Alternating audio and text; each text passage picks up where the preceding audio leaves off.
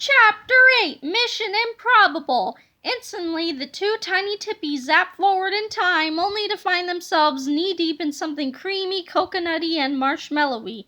"Honey," said a mother who was setting her dinner table, "two little pairs of pants are walking around in our ambrosia salad." "Oh, really?" said her son, "and I'm the one seeing a therapist." Tiny Tippy and slightly younger Tiny Tippy crawled out of the serving bowl and shook off the pineapple chunks and mandarin orange slices that had stuck to their legs. Then they jumped to the floor and slipped through the mail slot in the front door. Outside, they could hear the crashing sounds of the terrifying battle between Captain Underpants and Big Tippy. The two Tiny Tippies ran toward the noises until they arrived at the school's football field. Captain Underpants had just started pulling on Tippy's robo-arms. One by one, the rivets in the robo-suit's thick steel belt began to pop. Captain Underpants yanked and tugged and pulled, and finally the robo-suit tore in half with a terrible clank. Tiny Tippy and slightly younger Tiny Tippy ran over to the place where Captain Underpants had dropped over the upper portion of the robo-suit. Quickly, they searched through the twists of metal until they found what they were looking for, the Goosey Girl 4000. Outside, they could hear the crackling sounds of Big Tippy zapping himself backwards in time. A blinding flash lit up the nighttime sky as the two Tippies dragged the Goosey Girl 4000 away from the wreckage and carried it away with them through the parking lot. Soon they came to a darkened street behind some old warehouses. "Okay," said Tiny Tippy, "you zap me, then I'll zap you." "Hey," said slightly younger Tiny Tippy, "how come you get to go first?" "Because I'm slightly older than you," said Tiny Tippy, "and slightly more mature." All right," said slightly younger Tiny Tippy, who could not argue with the fact that Tiny Tippy was indeed 10 minutes more mature than himself. "Let's just do this thing and get it over with." He aimed the Goosey Girl 4000 at Tiny Tippy and jumped up on the button. And before you could even say "Glizzard," a beam of energy zapped Tiny Tippy, causing him to grow 30 feet tall. "Zap me again," said Tiny Tippy. "All right," said slightly younger Tiny Tippy, "but then you'll zap me, right?" Sure, said Tiny Tippy. "I promise." "Glizzard," went another bright beam of energy. This time Tiny Tippy grew to be 60 feet tall. "Ha, ha, ha," he laughed. "Behold, I have been reborn as Supermega Tippy." My turn," cried slightly younger Tiny Tippy. Supermega Tippy reached down and grabbed the Goosey Girl 4000. He tucked it into the cup holder on his electrical panel and waved goodbye to slightly younger Tiny Tippy. "Hey!" cried slightly younger Tiny Tippy. "What about me?" "Sorry," said Supermega Tippy, "but this is a job for a man, not a little twerp like you." Chapter 9. Meanwhile, 7 pages ago, 65 million years later, Big Tippy had chased our heroes to the jagged edge of a cliff overlooking a lake. Crackers grabbed George and Harold by their shirt collars, and they all sailed safely over the edge of the cliff to join Captain Underpants in the clouds. Big Tippy's Tyrannosaurus Rex screeched to a halt at the cliff's edge and roared ferociously at the 5 floating friends.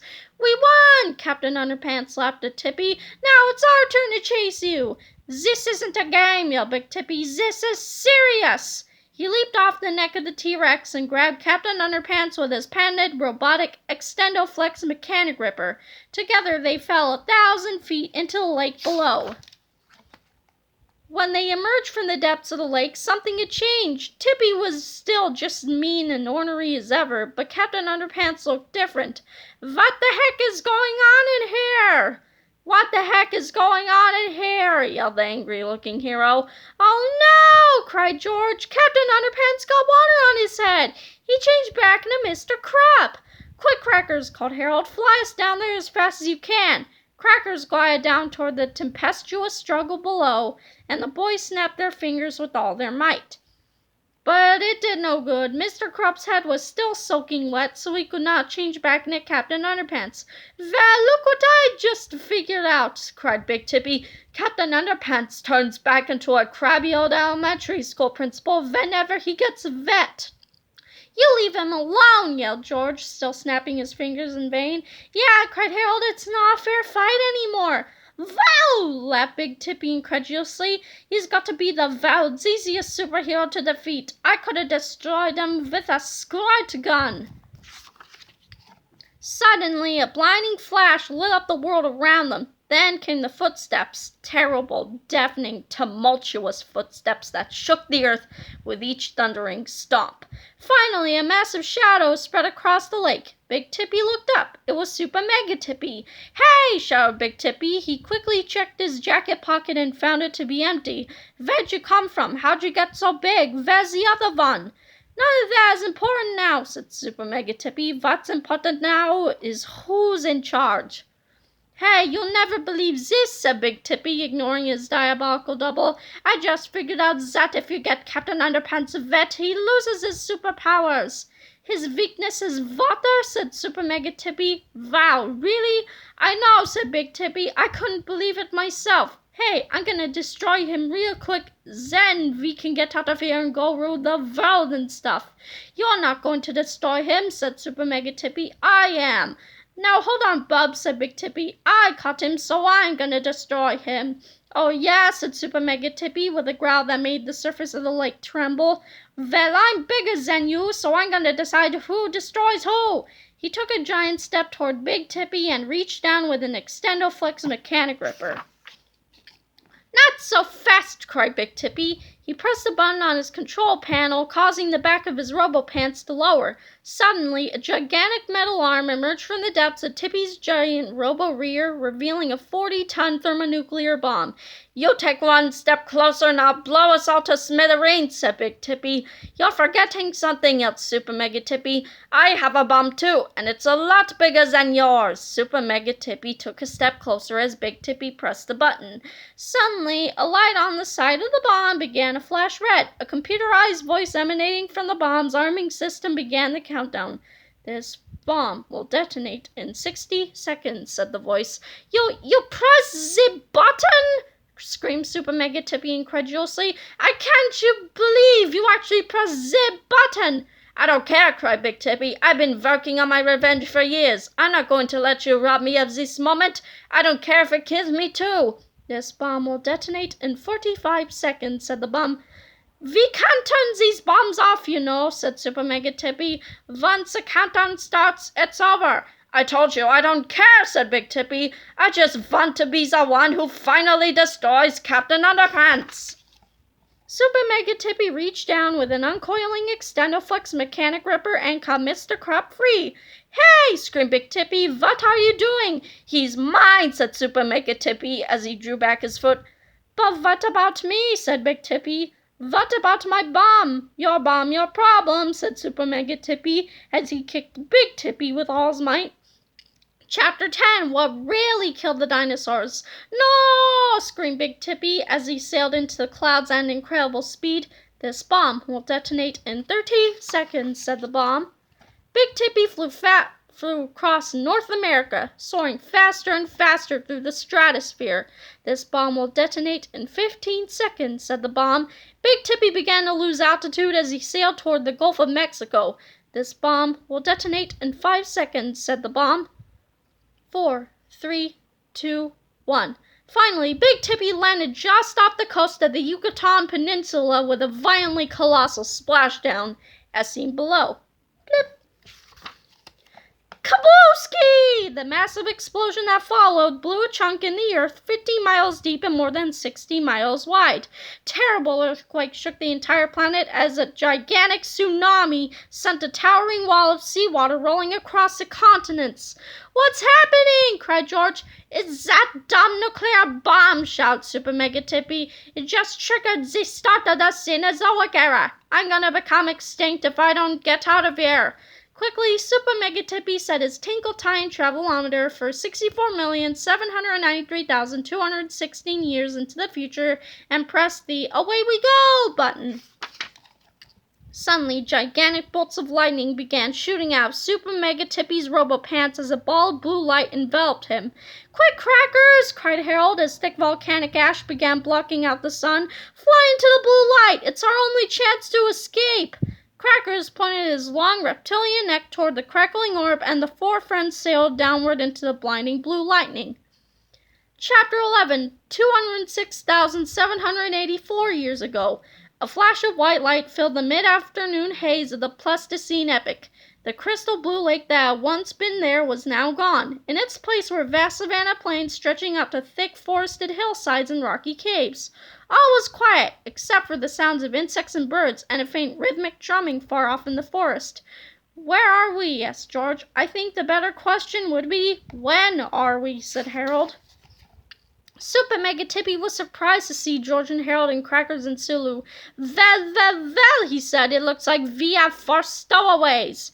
But what Supermega Tippy did not realize is that he had a fifth stowaway as well. It was slightly younger Tiny Tippy, who at that very moment was carefully crawling down a button on Supermega Tippy's shirt. "That stupid Mega Tippy thinks he can lie to me and get away with it," said slightly younger Tiny Tippy, as he jumped onto the control panel. "But I'll teach him a lesson he'll never forget." Slightly younger Tiny Tippy pried up an aluminum vent and slid effortlessly into wiry innards of the control panel. First, he reversed the polarity on the emulsifying salsa flange inhibitor. Then he switched the blue and green wires on the reverse sumbobulating tractamic fractionalizer. Finally, he snipped all the wires to the Freezy Beam 4000's off button. "Ha, ha, ha," laughed slightly younger Tiny Tippy. "The next time that big jerk uses his Freezy Beam 4000, he's going to get a big surprise."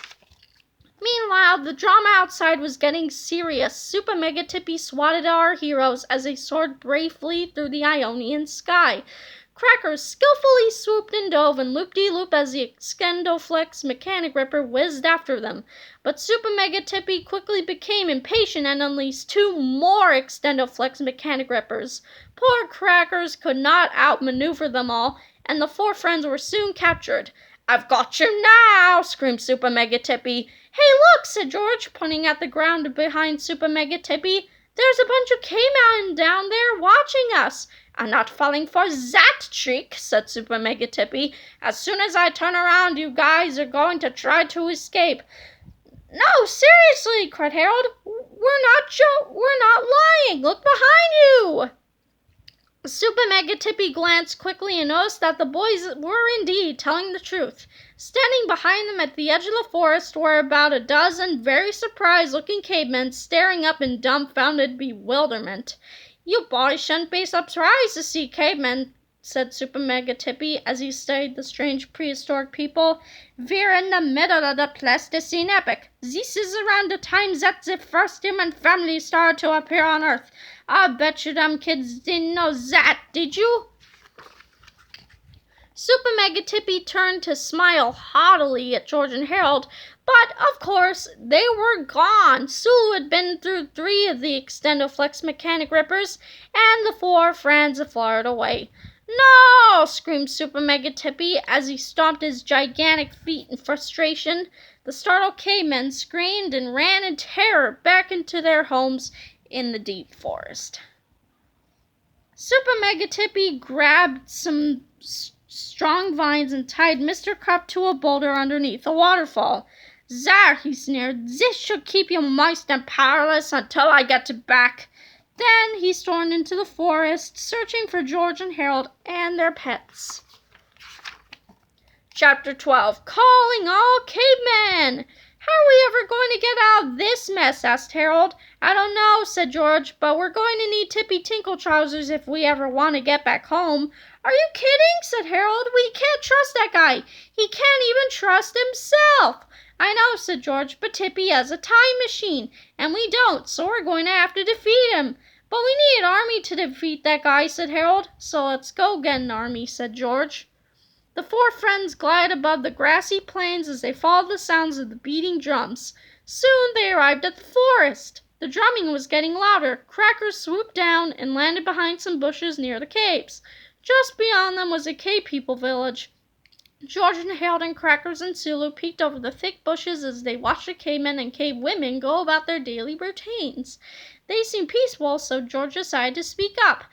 "Hello," said George. "We come in peace. We are friends." The cave people looked confused and startled. They did not seem to understand. "Maybe they don't speak English," said Harold.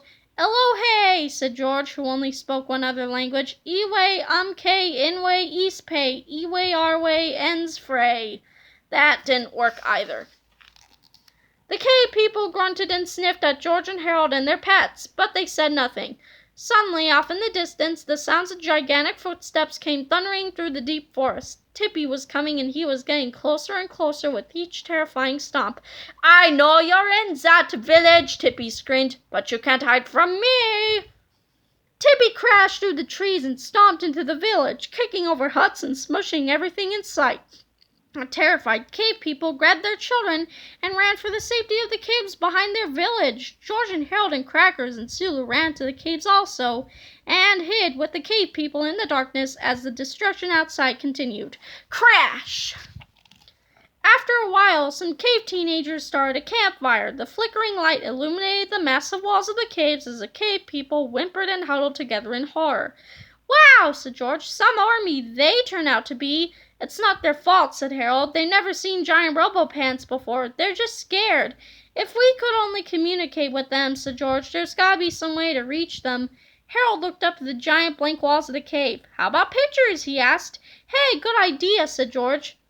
Harold walked over to the campfire and grabbed the charged, smoking stick from the burning cinders. Then he went to one side of the giant cave and started to create the world's first cave drawing. At first, the cave people were astonished. They had never seen anybody draw before. They laughed and pointed and jumped up and down every time Harold drew something new. But when Harold drew Tippy in his robo-pants, the cave people became frightened. They grunted nervously and lowered their heads in fear and submission. "Wow," said Harold, "how are we ever going to change their minds about Tippy?" "I know," said George. "Let's make a wordless comic. They'll understand that." "Good idea," said Harold. "Let's do it." So George and Harold found a ladder and began creating the world's very first comic. The cave people watched with excitement as George and Harold's tale unfolded. Soon their opinions about Tippy and his robo-pants began to evolve. Chapter 13, The World's Oldest Comic, starring Ook and Gluck. Now that's a name we haven't heard in a while. Ah.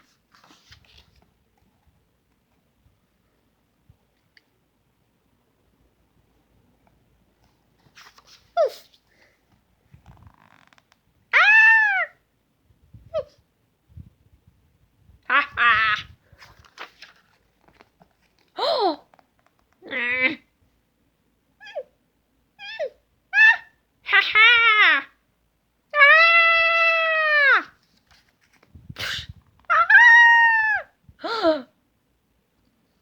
Ah! Shh.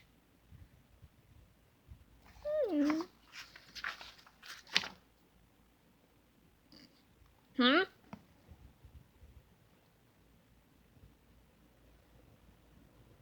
Aha!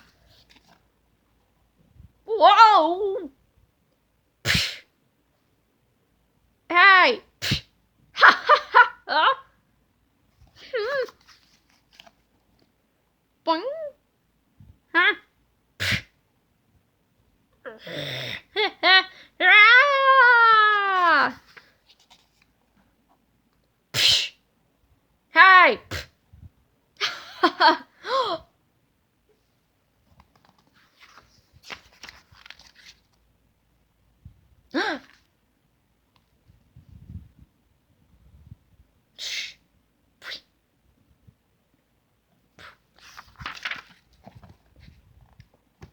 Hmm? Hmm? Ah!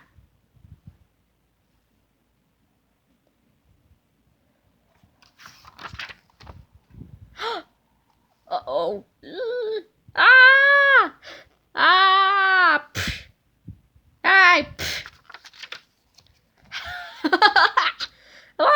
Ah! Chapter 14, Clash of the Cavemen. Once the cave people read George and Harold's cave comic, they stopped being afraid of Tippy and his robo-pants. Now they were inspired. Quickly they divided themselves into groups and began planning their counterattacks. George and Harold watched as the cave people grabbed their own charred sticks from the fire and began drawing out elaborate plans. Even though they could only speak in grunts and groans, they all understood comics, and they all knew what needed to be done.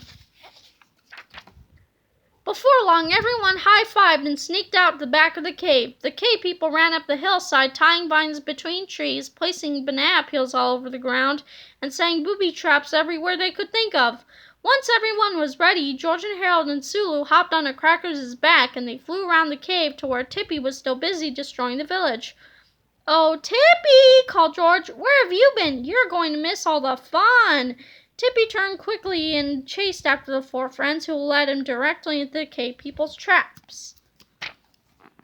As Tippy ran, he glanced down and noticed a vine tied tightly between two tree trunks.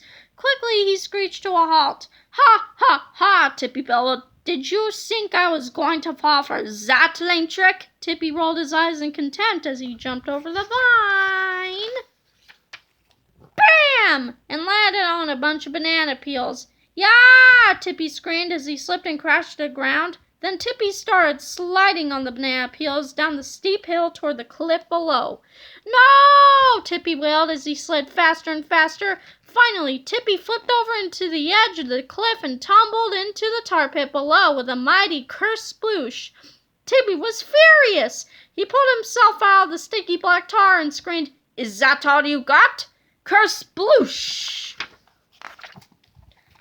But the cave people had a few more surprises in store for Tippy. "You stupid cave jerks!" Tippy screamed as he finally came to his senses. "Is that all you got?" But unfortunately for Tippy, there was still more to come. "Ah!" screamed Tippy as his tar-covered robo-butt caught on fire. Tippy ran shrieking down toward a small pond as the flames spread everywhere. Finally, the screaming robotic fireball plunged deep into the cooling waters of the pond with a gigantic splash. George, Harold, Crackers, Sulu, and the cave people gathered around the edge of the pond to see what had become of their evil nemesis. For a few minutes, everything was calm. Then the surface of the water began to tremble. Suddenly, Tippy's bruised, battered, and burned rubble body rose from the bubbling depths of the pond. "Is that all you got?" Tippy demanded as he lunged toward the cave people and chased after them. But unfortunately for Tippy, they still had much more unpleasantness in store for him. Chapter 15, The Incredibly Graphic Violence Chapter Part 1 in Flipperama. As any historian will tell you, Flipperamas were first created nearly 200,000 years ago on stone tablets. These cheesy animations were lots of fun to flip, but they were so heavy they often resulted in smashed fingers, thumbs, and broken fingers. Ancient Egyptians, desperate to solve this problem, invented papyrus around 3,500 BC so that Flipperamas could be flipped safely by everybody. So please enjoy this ancient tradition, now improved and enhanced by the modern-day miracle of paper. Boulder Bash. Rhinoplasty. Timber trauma.